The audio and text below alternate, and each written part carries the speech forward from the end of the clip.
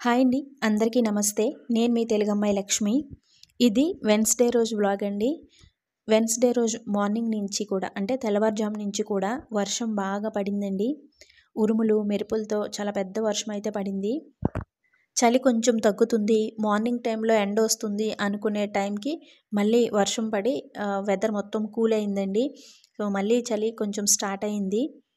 ఉత్తరప్రదేశ్‌లో మేముండే ఏరియాలో ఎక్కువగా గోధుమలు, ఆవాలు పండిస్తారండి. ఆ 2 పంటలు ఇప్పుడు చేతికొచ్చే టైం అనమాట. ఇప్పుడు వర్షాలు పడటం వల్ల ఆ పంటలకి చాలా నష్టం.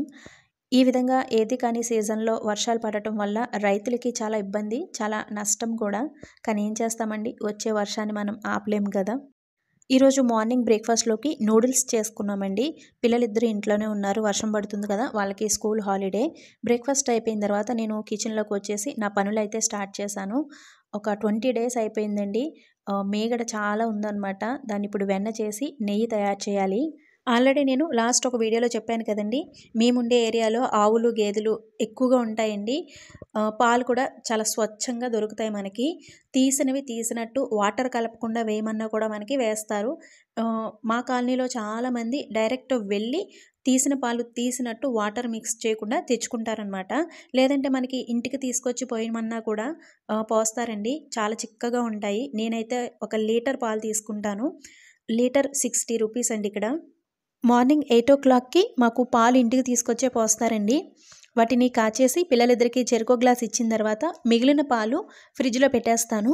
ఫ్రిడ్జ్‌లో పెట్టుకుంటే మనకి మీగడ బాగా కడుతుందండి పైన. అప్పుడు ఆ మీగడంతా తీసి ఒక బాక్స్‌లో స్టోర్ చేసుకుంటాను. స్టోర్ చేసుకున్న మీగడని ఈ విధంగా 15 రోజులకొకసారి లేదంటే 20 డేస్‌కొకసారి అయినా సరే మిక్సీ జార్‌లో వేసి వెన్నను తయారు చేసుకుంటానండి. మనం స్టోర్ చేసుకున్న మీగడని కొంచెం కొంచెం ఈ విధంగా మిక్సీ జార్‌లోకి తీసుకొని అందులో కూల్ వాటర్‌ని కానీ లేదంటే నార్మల్ వాటర్‌ని కానీ వేసి మిక్సీ పట్టుకుంటే మనకి వెన్న అనేది ఈ విధంగా సెపరేట్ అయిపోతుందండి. చాలా ఈజీగా మిక్సీ జార్‌లో మనం ఈ విధంగా తయారు చేసుకోవచ్చు. కవ్వంతో చిలకడం ఈ పనంతా లేకుండా చాలా సింపుల్‌గా, చాలా ఫాస్ట్‌గా వెన్న అనేది మనకి ఈ విధంగా తయారవుతుంది. నేనైతే ఇదే విధంగా తయారు చేసుకుంటాను. మనం తయారు చేసుకున్న ఈ వెన్నని కూల్ వాటర్‌లో వేసుకోవాలండి. కూల్ వాటర్‌లో వేసుకుంటే అది గట్టిగా ఉంటుంది. కరిగిపోకుండా ఉంటుందనమాట. సో, నాకు చాలా వెన్న అనేది కలెక్ట్ అయింది. సో, ఇప్పుడు దీన్ని నేను ఒక పెద్ద గిన్నెలోకి తీసుకుంటున్నాను. ఈ విధంగా తీసుకున్న తర్వాత ఈ వెన్నని 2, 3 టైమ్స్ వాటర్‌తో చాలా నీట్‌గా క్లీన్ చేసుకోవాలండి. ఆ విధంగా క్లీన్ చేసుకోవటం వల్ల మనకి నెయ్యి మంచి స్మెల్ వస్తుంది. అలాగే నెయ్యి కాచిన తర్వాత కింద గస ఉంటుంది కదండీ! ఈ విధంగా క్లీన్ చేసుకోవటం వల్ల గస అనేది ఎక్కువగా రాకుండా ఉంటుంది. మా పిల్లలు చిన్నప్పుడు మేము గోవాలో ఉండేవాళ్ళమండి. గోవాలో కూడా గేదె పాలు ఇంటికి తీసుకొచ్చి పోసేవారు. అయితే పిల్లలు చిన్నవాళ్ళు కదా! పిల్లలకి పాలు మీగడ తీయకుండానే ఇచ్చేదాన్నండి. ఈ విధంగా నెయ్యి తయారు చేయడం అవన్నీ కూడా నేనేమి చేసేదాన్ని కాదు. పిల్లల కోసం నెయ్యి అమ్మ వాళ్ళ ఇంటి దగ్గర నుంచి, అత్తయ్య గారింటి దగ్గర నుంచి తెచ్చుకునేదాన్ని నేను. యూపీ వచ్చిన తర్వాత అత్తయ్య వాళ్ళకి, అమ్మ వాళ్ళకి కూడా కేజీలు నెయ్యి నేనే తీసుకువెళ్తున్నానిప్పుడు. నేను తీసుకెళ్ళిన నెయ్యితో నాకే పిండి వంటలు చేసి ఇచ్చేస్తారండి వాళ్ళు. సున్నుండలు, పూతరేకులు ఇలా చేసిస్తూ ఉంటారు. వెన్నని 2, 3 సార్లు వాటర్‌తో క్లీన్ చేసుకున్న తర్వాత వాటర్ మొత్తం వంపేసి స్టవ్ పై పెట్టుకోండి. సిమ్‌లో పెట్టేయండి. 15, 20 మినిట్స్ అయినా సరే పడుతుందండి మనకి నెయ్యి తయారవ్వడానికి. ఈలోపు నేను ఆహ్, కర్రీస్ ప్రిపేర్ చేసుకుంటాను. ఈరోజు పిల్లల కోసం పాలకూర పప్పు తయారు చేస్తున్నాను.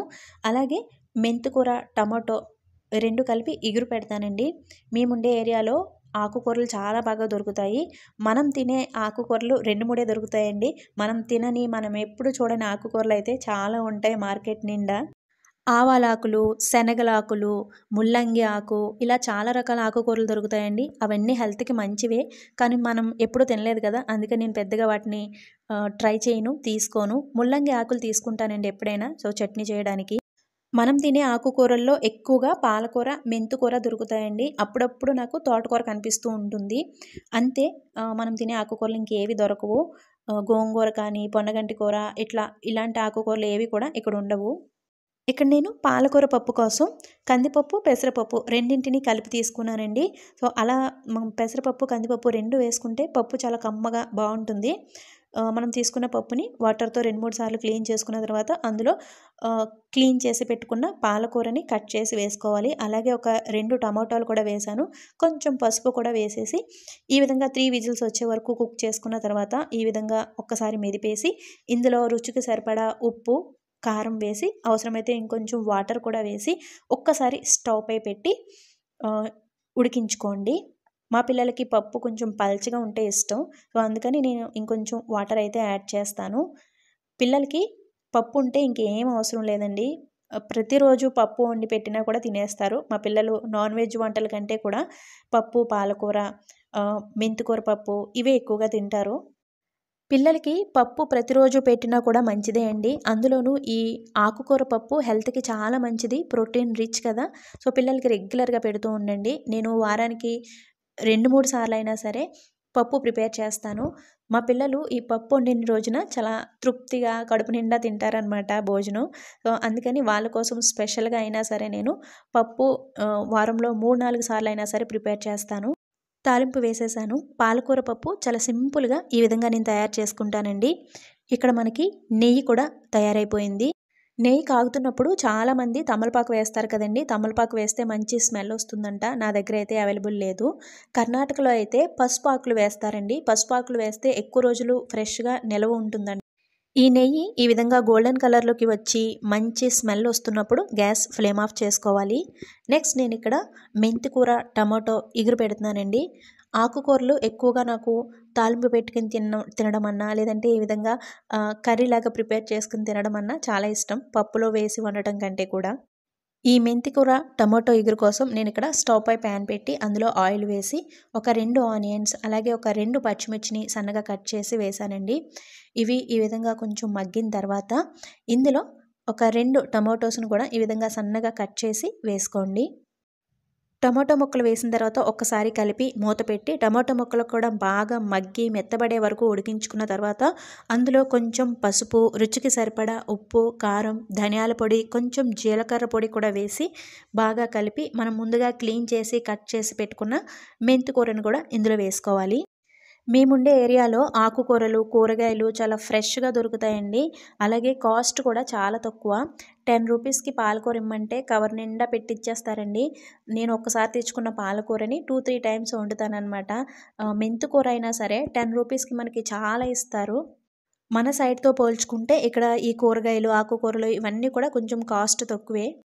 ఈ విధంగా మెంతికూర వేసుకున్న తర్వాత బాగా కలిపి మూత పెట్టి ఈ విధంగా దగ్గర పడే వరకు ఉడికించుకుంటే కర్రీ రెడీ అవుతుంది. మీకు ఇది కొంచెం లిక్విడ్ లాగా కావాలి అనుకుంటే కనుక కొంచెం వాటర్ యాడ్ చేసుకోండి.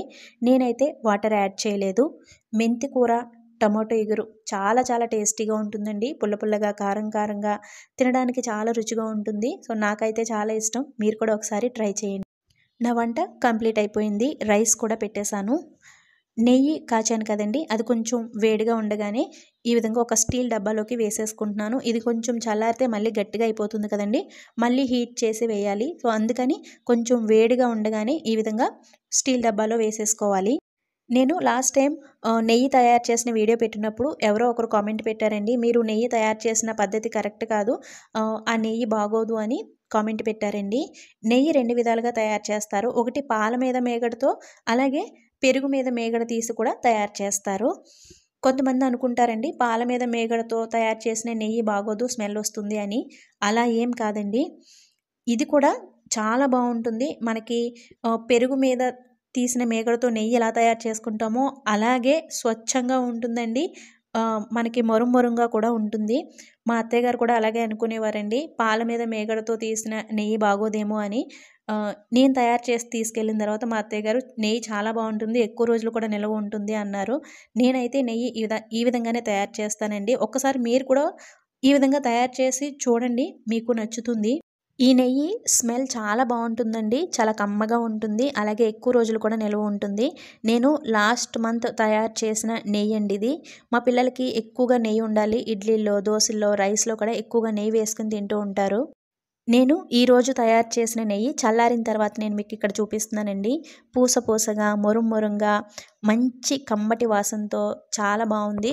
పాల మీద మేగడతో నెయ్యి బాగోదు అనుకునేవారు ఒక్కసారి ట్రై చేసి చూడండి. ఏదైనా ట్రై చేస్తేనే కదా మనకి బాగుందో లేదో తెలుస్తుంది. సో ట్రై చేసి చూడండి, మీకు నచ్చుతుంది. సో ఇదండి ఈరోజు వీడియో. ఈ వీడియో ఇంతటితో ఎండ్ చేస్తున్నాను. వీడియో ఎలా ఉంది, రెసిపీస్ ఎలా ఉన్నాయో తప్పకుండా ఒక కామెంట్ చేసి చెప్పండి. అలాగే వీడియోని లైక్ చేసి వెళ్ళటం కూడా అస్సలు మర్చిపోవద్దండి. మీరు పెట్టే ఒక మంచి కామెంట్, మీరిచ్చే ఒక చిన్న లైక్ నాకు ఇటువంటి మరిన్ని మంచి వీడియోస్ చేయడానికి చాలా చాలా హెల్ప్ చేస్తాయి. మరొక మంచి వీడియోతో మళ్ళీ మీ ముందుకు వస్తాను. Thanks for watching. బాయ్.